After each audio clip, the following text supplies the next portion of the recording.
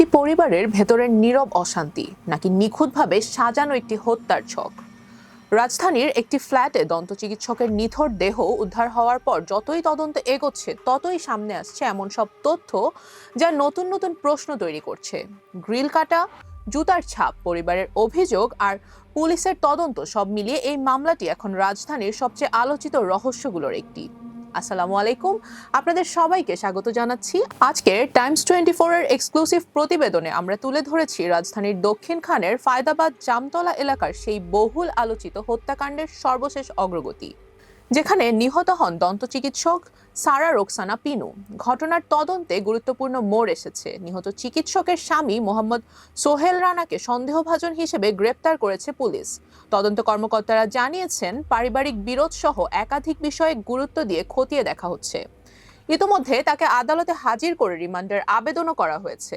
আদালত তাকে কারাগারে পাঠিয়ে রিমান্ড শুনানির জন্য সোমবার দিন নির্ধারণ করেছেন। প্রথম দিকে ঘটনাটি ডাকাতির পর হত্যাকাণ্ড বলে ধারণা করা হয়েছিল, কারণ বাসার একটি জানালার গ্রিল কাটা ছিল এবং কিছু স্বর্ণালংকার ও নগদ টাকা খোয়া যাওয়ার তথ্য পাওয়া যায়। কিন্তু তদন্তের এক পর্যায়ে সিআইডির ফরেনসিক সদস্যরা জানালার ভেতরের বারান্দায় একটি জুতার ছাপ শনাক্ত করতে পারেন। পরে বাসায় থাকা একজোড়া জুতার সঙ্গে সেই ছাপের মিল পাওয়া যায়। পুলিশ জানায়, ওই জুতা সোহেল রানা নিজের বলে স্বীকার করেছেন। তবে জানালার বাইরের ছাদে কোনো জুতা বা পায়ের ছাপ পাওয়া যায়নি। এই তথ্য তদন্তকে নতুন দিকে নিয়ে গেছে। এদিকে নিহতের পরিবারের অভিযোগও তদন্তে গুরুত্ব পাচ্ছে। নিহতের বোন দাবি করেছেন, পিনু জীবিত অবস্থায় একাধিকবার ফোন করে কান্না জড়িত কণ্ঠে বলতেন তার স্বামী তাকে মেরে ফেলতে পারেন। পরিবারের আরও অভিযোগ, সোহেল রানার বিরুদ্ধে পরক্রিয়ার অভিযোগ ছিল এবং দাম্পত্য জীবনে দীর্ঘদিন ধরে অশান্তি চলছিল। যদিও এসব অভিযোগ এখনও আদালতে প্রমাণিত নয় এবং পুলিশ সেগুলো তদন্তের অংশ হিসেবেই যাচাই করছে।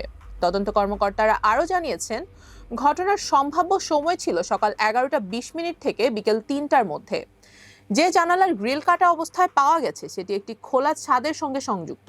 দিনের আলোয় এত বড় একটি গ্রিল কাটা হলেও আশেপাশের কেউ কোনো শব্দ শোনেননি কিংবা কাউকে সেখানে দেখতে পাননি। এই অসঙ্গতিও তদন্তকারীদের নজরে রয়েছে।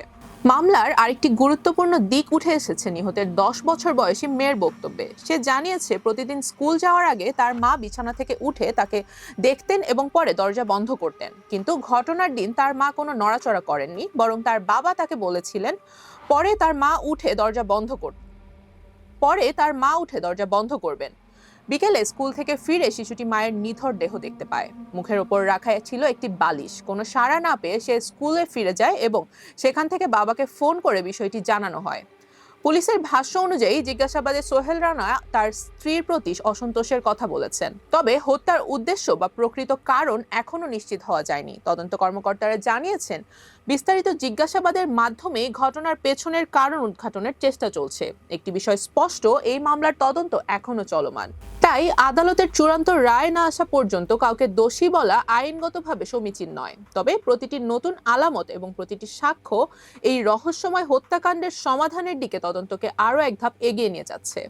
এই ঘটনায় নতুন কোনো তথ্য বা তদন্তের বড় কোনো অগ্রগতি এলে সবার আগে আপনাদের জানানো হবে। সত্য উদ্ঘাটনের অপেক্ষায় এখন পুরো দেশ। রুবাইয়াত জান্নাত, টাইমস ইনভেস্টিগেশন।